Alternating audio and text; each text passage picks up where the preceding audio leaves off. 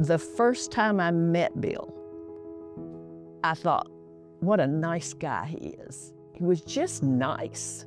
We met each other in college. I was a year, maybe 2 years ahead of her. He was just a guy that didn't play games. I mean, it would be, well, do you want to go out again next weekend? So it was like, well, sure, this is good. I like a guy who's just straight up with this. Bill is an absolutely wonderful dancer. And he has more rhythm. And I just love to dance with Bill White. And I'll just be honest, I fell for him on that dance floor. I chased Bill White all over that campus. I don't think he was ready to settle down, but I had found my Mr. Right, and I was gonna catch him, and I did. So we got married, and we've been together ever since. Over the years, looking at my parents' relationship, they were that idealistic couple, the perfect little family. She's one of the kindest people you'll ever meet. And she's a hell of a teacher. And I'm not worth a damn as a student, but I learned to adapt. We have always been the best of friends. We traveled a lot, and we really didn't need anybody else to go with us on our travels. We just like to go by ourselves and just be. Emily and I have talked, and we think we could see changes in Bill's behavior 10, 12, 15 years ago. He went from an easygoing, gentle, kind man to angry, reactive, not pleasant at all. We would get in these insane arguments, and it almost escalated to a screaming match. I knew that was not Bill White. He just wasn't himself. And he talked about a pinging in his head. If I could get rid of this pinging. I have to give credit to my mom. She knew there was something wrong. She knew there was something wrong with him, and she went to psychiatrists, she went to the neurologist, she went to the primary care doctor, and they couldn't get a diagnosis. And then with the further test with Dr. Geldmacher's office, we were given the diagnosis of Alzheimer's. When we got the diagnosis, just who I am, I was gonna fix Bill. We were gonna get this straightened out. I was gonna fix this. I set up a little room, and we were gonna learn how to redraw the clock. I had puzzles. We were trying to put puzzles together. He couldn't do it. Those skills left. That was maybe the first time in my life that I did see friction between them, or maybe they weren't exactly on the same page. That was difficult to see. It was difficult to see someone who was always just smiling and even-keeled, to see him sad, I guess. As a physician, probably every day I see someone who is struggling with dementia, or I see people who have relatives with dementia. I am actually very much struggling in my practice with how to handle the dementia. I don't know how to help them. I don't know what to do. There are really a lot of research and new drugs being coming out for Alzheimer's, but we don't have a lot of treatment for it. 90% of the needs expressed by families facing dementia fall outside the domain of medicine and tests, but rather in the how-tos, how to provide care, how to improve well-being, how to sustain quality of life within the family. I feel almost kind of handcuffed with patients or with family members of the patients, because I don't have the resources or the knowledge that I would like to help them with. There was help to provide care for the person affected by dementia. They could go to daycare or see a doctor. But in terms of enriching the family's life and the well-being of all of those involved in the care of the person with dementia, that wasn't there. It was just the two of us, and I was kind of like a cruise director, trying to keep him occupied, trying to do this, and we'd have schedules on I'm going to take you here, or we're going to do this day. And then I started needing time away from him as well. And I learned about the respite programs. And quite honestly, I wasn't ready to admit that he needed that. When Madeline first came to the support group, someone referred her, and she came, and she listened, and she came up to me afterwards, and she said, "This is great, but I just don't think that we need this right now. I think that we will be able to get through this ourselves, and we're very close, we've been married a long time, and this was too upsetting for me." And I said, okay. And I knew in my head at that moment, she'll be back. And about 3 months later, she came to the door and just fell in my arms and said, "I can't do this." I went in as full of fear, pure fear of, I don't know what to do. I don't know how to do. I don't want this. And Valerie put her arms around me and said, "We will be with you throughout this entire journey."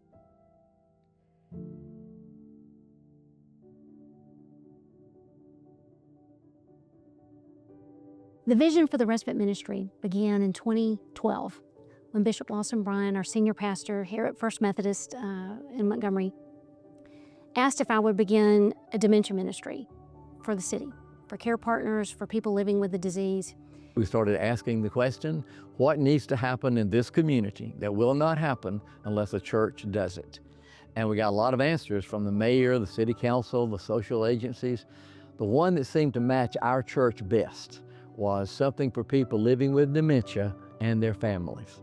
I had to sit with that for almost a year. I researched what we could do. Congregational respite has been around for decades. That was not my original idea. So I went and mapped out 2 or 3 that were in the Southeast. I pulled what I thought that would be useful for our program here in Montgomery, and that's how we built our local ministry here. And so what we landed on was between 10 o'clock and 2 o'clock, we were going to begin this awesome volunteer ministry that would serve the community. It would serve early to moderate people living with a diagnosis of dementia. It would give their care partner a break from 10 to 2. What we didn't realize was that it was really going to transform all of our lives. My mother worked with something called the Extension Service, and one of her pet projects was senior adults. And every October, for as long as I can remember, she would check me out of school for something called Elder Camp. And for 3 days, she would take about 300 seniors up to a big church camp. Greyhound buses would be donated. She had talent shows. She had continuing education classes through the day. I think the governor came one year. I was the only child. For 18 years, I was checked out of school for 3 days. And those people had such a great community and a joyful atmosphere. I look forward to it every year. It was the first time that I recognized that people really wanted purpose, and they wanted community, and they wanted to be together, and they wanted to grow together. And when I got into my adult life, and I knew that I wanted to work with seniors, when the chance for respite came along, I really think I've patterned respite around Elder Camp. It's a group of people, volunteers as well as our friends, and then the friends, caregivers, who are all there to love one another. And that's it. We walk in, there are hugs, I'm happy to see you again. We give them a standing ovation, clap our hands as they walk through the door, which makes them feel really welcome. We play games, we laugh, we joke, we just do it all. And to see that these people are living with memory loss is amazing, that you can still have fun, purpose, meaning in life. In 2015, Valerie Boyd came to Canterbury. And one of the first things that I wanted to do was start a support group for caregivers who were caring for loved ones who had Alzheimer's or dementia. She found out about this program in Montgomery called Respite. And she went down and visited, and all I could hear from her was, "You have got to go see this program. You have got to go see this program." And she said, it's a joyful place. And I doubted that, actually. I couldn't imagine such a program existed. I was a little intimidated, as I think many volunteers are, just about the idea of working with people living with dementia. The negative stigma exists before you become associated with a program like Respite.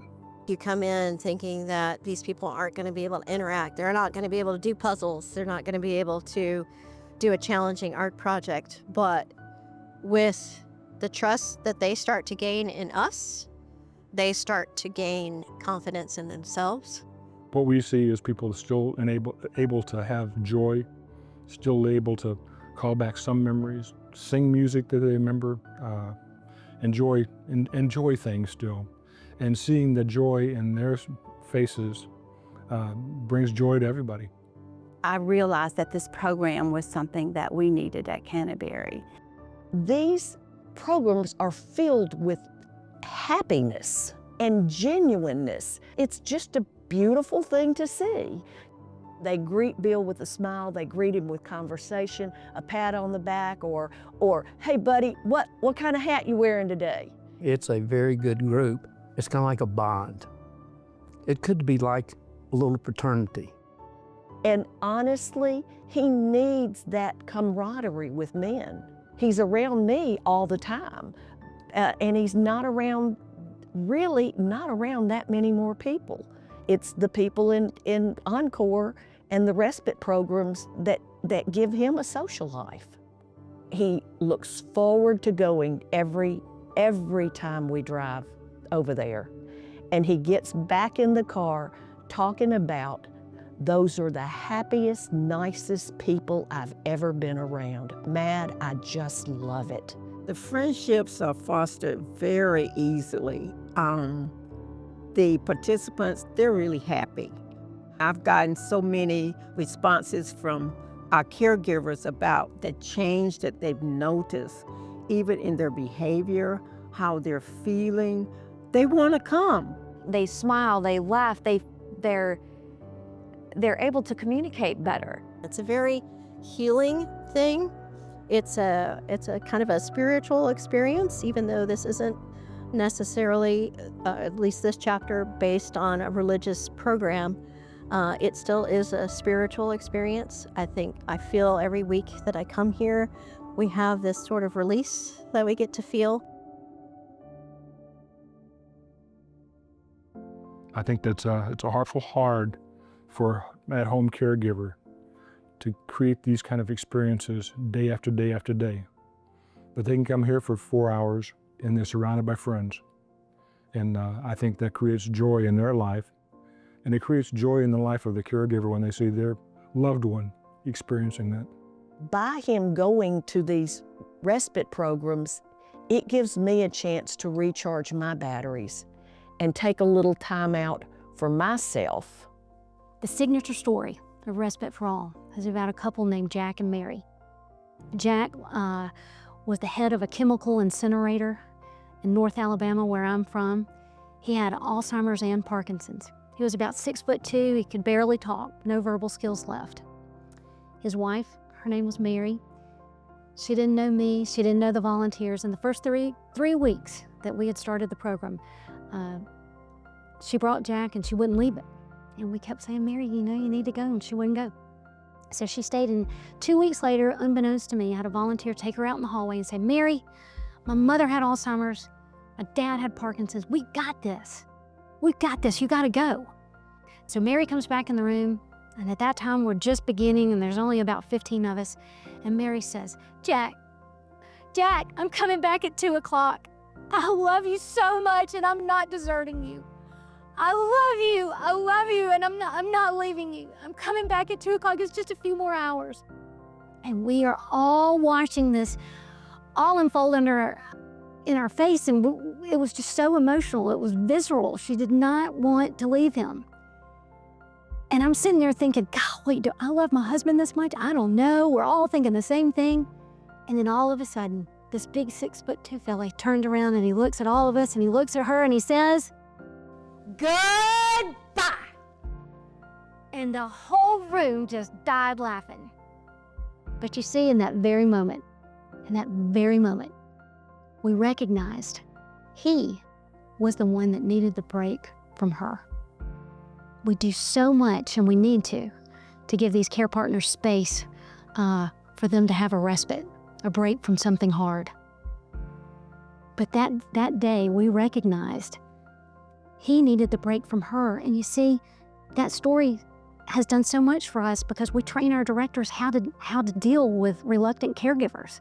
People don't want to bring their person out living with a challenge into the general public, right? They don't know us at the beginning. But when we tell that story, have you ever thought that Bill might need a break from you? And we get them to see that as golden. But it was a twofold story. Mary came back at 2 o'clock, and when she came back in, I said, "Mary, what did you do? Did you go to lunch with the girls? Did you go shopping? What did you do with 4 hours?" And she just gave me the biggest hug, biggest embrace. And she said, "Oh, dear one." I went home, I took off my clothes, I put on my bathrobe, and I was alone with my thoughts for the first time in 3 years. Your church, these volunteers, you have afforded me a chance to be alone with my thoughts. And it was so significant in my life because 3 years of never being alone, I just think we can't even imagine it, right? It was such a powerful story. That's who we represent.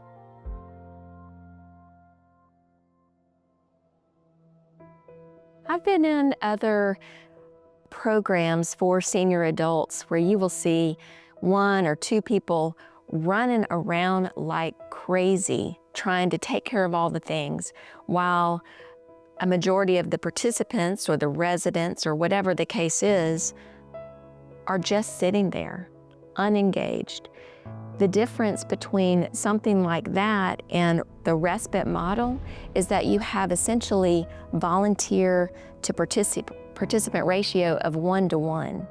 And that's very unique and it's very important. Because we're volunteer run, we can have a 1-to-1 ratio, which means there's no othering, there's no teacher-student, there's no somebody who needs to be taken care of. You get to show up as yourself and be part of the crowd. When I go down into the room, I really cannot tell who is the friend or who is the volunteer because everybody is on the same playing field. Everybody's interacting together. So I think it just provides that safe environment for the person that has cognitive impairment, that they can be themselves there. It has blurred the line between who is the care recipient and who is the caregiver.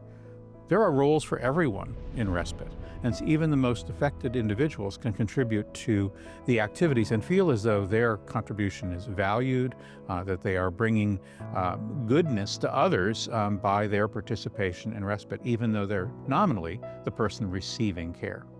Senior adults don't merely want to be entertained. They want to be needed, they want to be useful, and so respite care is ideal for really any age or circumstance. The people that we serve at Respite, they have built your community. They've built your church.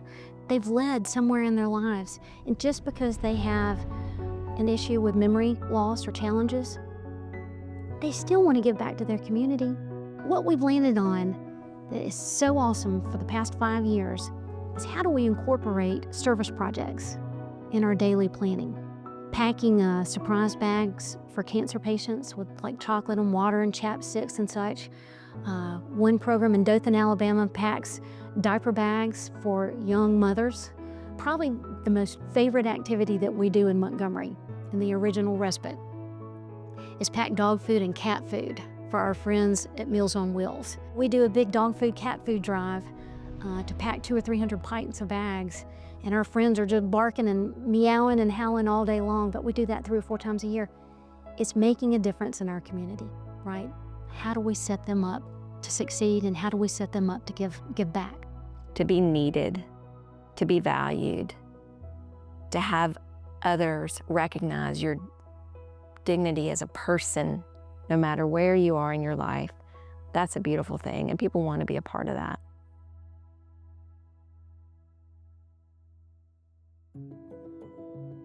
So when you're at our place, it kind of looks like it's a lot of fun and games and singing, but it's so much more than that. It's very intentional, the programming.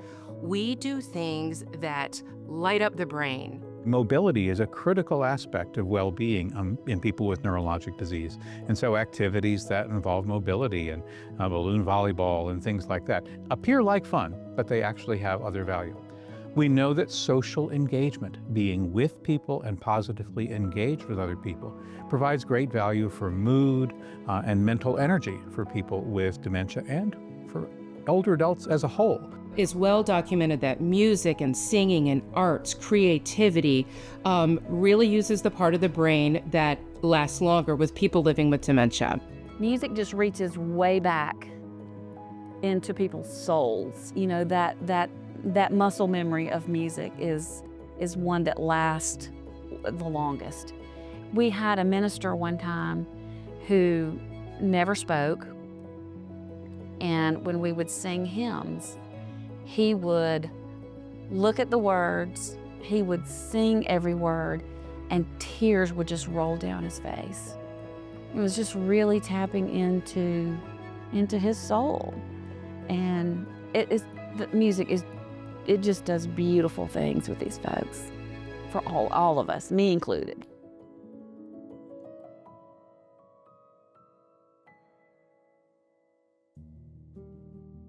The real value in the respite ministries is this connection with all aspects of the person. It's not just the person affected by the dementia. It's not just the caregiver, but rather this sense that we are working together to improve our quality of lives. Respite care is a part of our ministry that provides the support for families, not only here in the congregation, but in the community. For our church being predominantly African American, it's really a blessing just to have this ministry, have this center here to provide that for us. From a cultural standpoint, usually for people that are living with dementia or some chronic disease or something like that, we tend to hold them close at home. We don't bring them out. So that's been a great change for our community, is to utilize all of the services and resources outside of our homes and moving away from the stigma of keeping our loved ones away from being exposed in a way to a spiritual denomination that normally they wouldn't have. That's what I love about Respite for All, is that we want to take a holistic approach in helping our families. Respite for All signifies respite for the care partner, respite for the person living with dementia and disease, but it also signifies respite for the mediocrity of retirement. How many baby boomers do we know that are searching for purpose and meaning? We had no idea the power that this was going to have to transform their lives. We dance, we sing, we have so much fun, and when they leave, I feel like I've done something with my life for that day, and I've enriched their life, but more than that, they've enriched mine, because I've had a great time, and I just feel very fulfilled, and it's different from any other volunteer experience that I've had, because it's so rewarding. It's instant gratification, you know. It's the day of the week that I laugh the most, I get the most hugs, and I just enjoy it so much that I get more out of it, I think, than I give to them. But it's just, it's a family, and you just feel the love for these people, and they show the love to us. What it did for our church, what it continues to do for Canterbury, is just remarkable. Probably half of our volunteers don't belong to our church, so it really brings people in to be together in the community.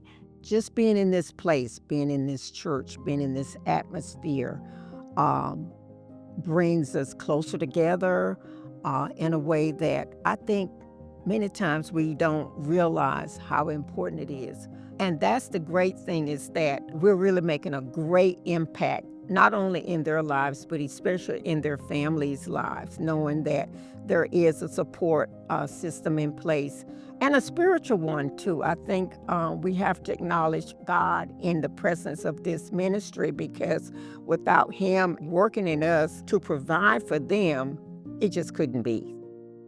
Our church members who are volunteers have come alive in a way I always longed that they would be, but I couldn't make it happen.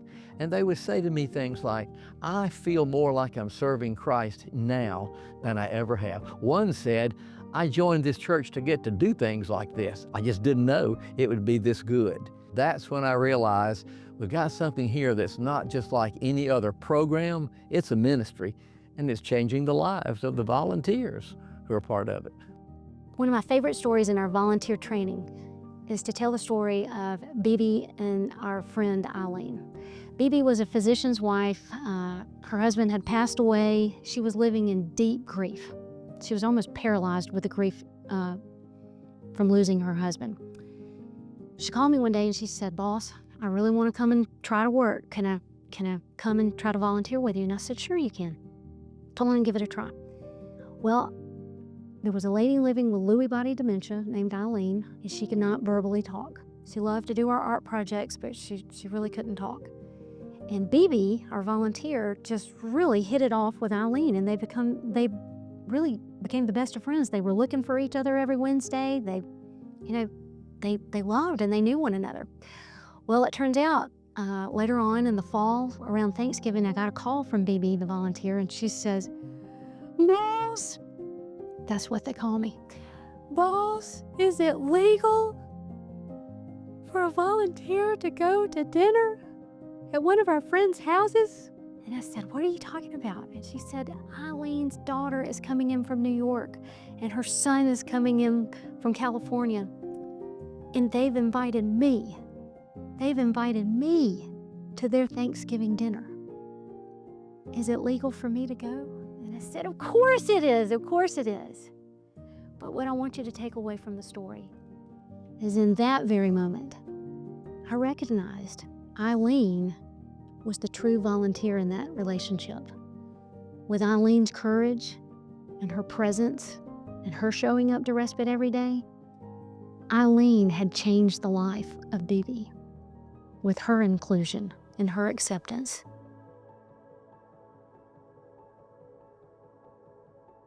I tell everyone that comes into my support group, you cannot do this alone. You have to have support. You know, I talk to these care partners on the phone and they're just strung out and they're stressed out and they don't really know what we offer.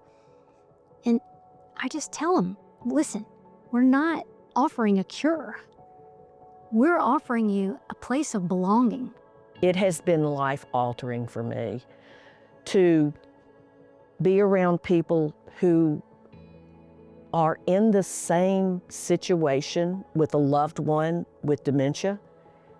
The skills that I have learned are unbelievable.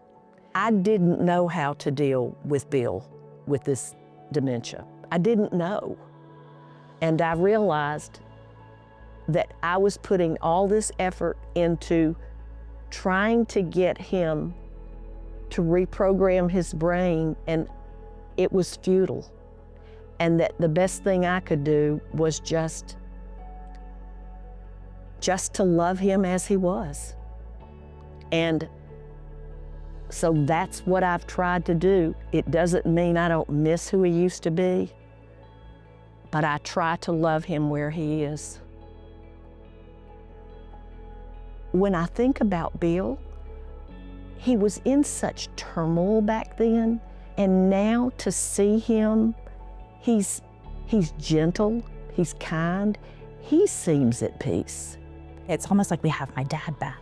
We have this kind, loving, fun, easygoing man back. I have a lot of time to think, to evaluate, to open my mind. What are other options?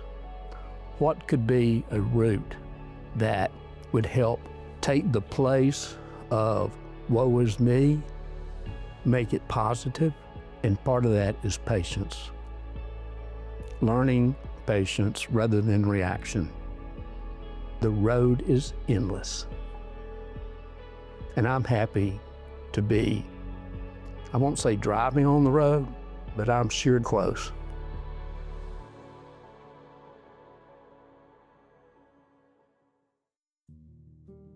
Last night's dinner, it touched me in a way that I haven't been touched before. And I think it really meant a lot to Madeline and Bill, watching them connect. And she said later that they had not talked about some of those things and connected in that way. I'm going to tell you, the thought of you going to Encore, to the Respite program, was tough for me. I knew it would be good for you, but I wasn't ready to admit that you were going to be hitting a balloon with a noodle. And the thought that my Bill White would do that had me in tears until I learned how much fun it was to do that. And I'm thinking, everybody on this earth ought to be doing that, you know? I mean, I'm like, we went to Bill's mother's 100th birthday party, September 1st, and I'm always in charge of fun. What did I bring? I went to the Dollar Tree, I brought noodles and balloons. I am where I am in this journey with my precious Bill because of what I've learned in Encore support group. The friendships that have occurred have come totally uninvited but in a thank God, it has shown me something that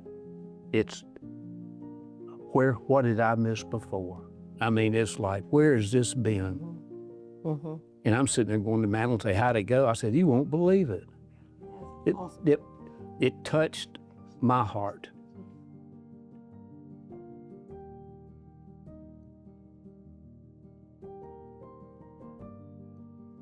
It's been a process. I thought I was Superman. I can do it, I can do it. I learned I couldn't do it by myself. And each day it's a challenge, but you know what? Life is a challenge. Quite honestly, I have a lot of fear about how much more Bill will progress, how quickly he will progress. And it was almost too much for me. But one fun thing in the context of this documentary, we had dinner and we went outside and you guys were leaving and packing up the cameras, and the moon was huge that night. And Bill and I danced to our song, Dancing in the Moonlight, like we did in college. And then Bill looked at me. It was the sweetest.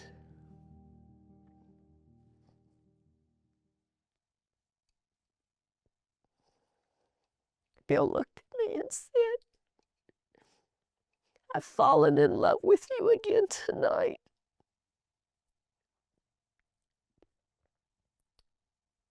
And I will tell you,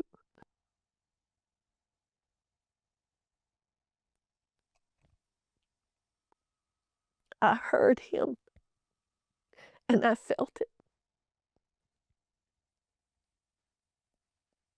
Bill, I love you so much. And I will always be here to take care of you. I love you, Bill.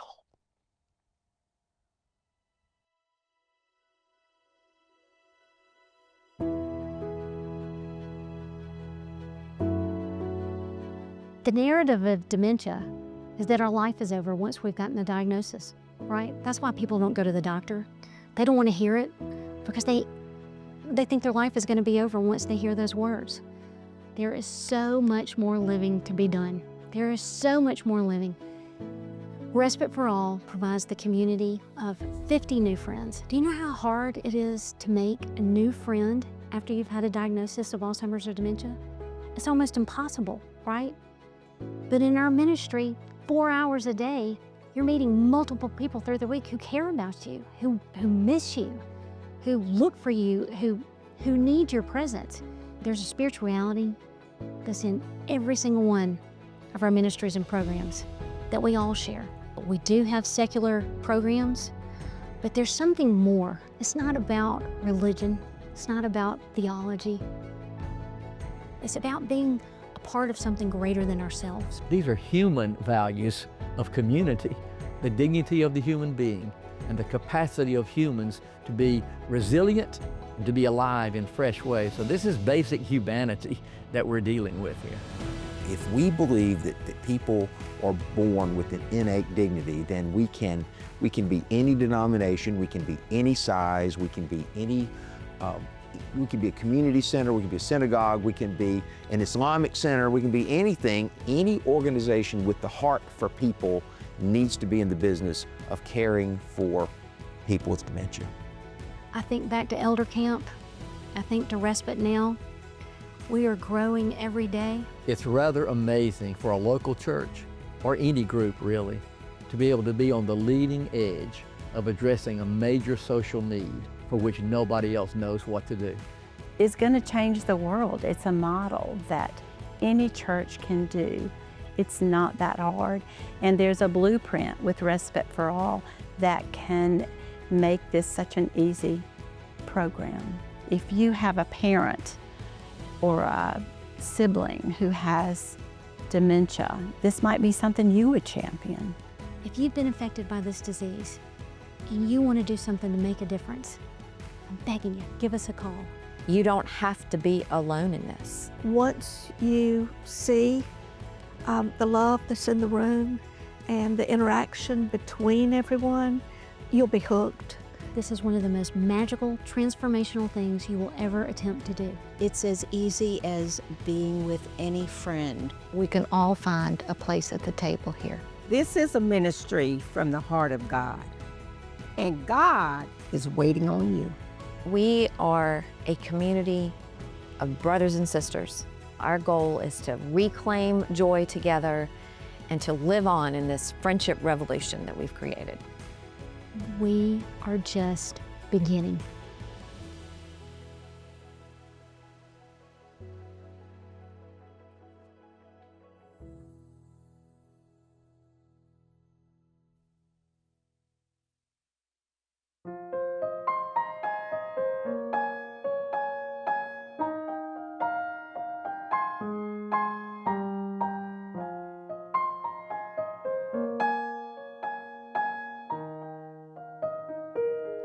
We get it almost every night, and when that moon gets big and bright, it's a supernatural delight. Everybody was dancing in the moonlight. Oh, everybody here was out of sight. They don't bark and they don't bite. They keep things loose, they keep things light.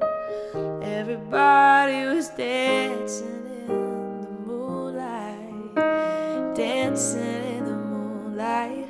Everybody's feeling warm and bright. It's such a fine and natural sight. Everybody's dancing in the moonlight.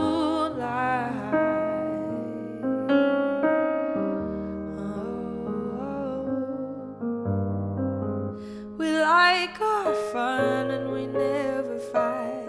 You can't dance and stay uptight. It's a supernatural delight. Everybody was dancing in the moonlight,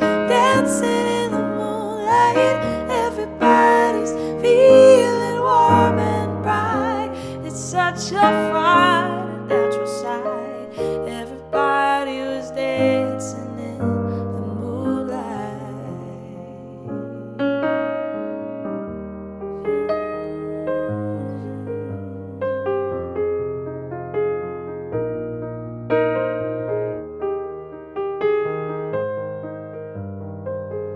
Everybody here is out of sight. They don't bark and they don't bite. They keep things loose, they keep things light. Everybody was dancing in the moonlight, dancing in the moonlight. Everybody's feeling warm and bright. It's such a fine and natural sight. Everybody's dancing in the moonlight. Everybody's feeling warm and bright. It's such a fine and natural sight. Dancing in the moonlight.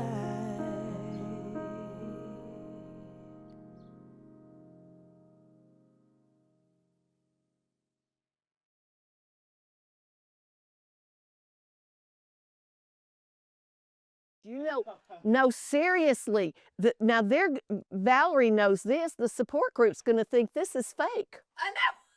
They are. No, they're going to think it's fake because I cry all the time in every meeting.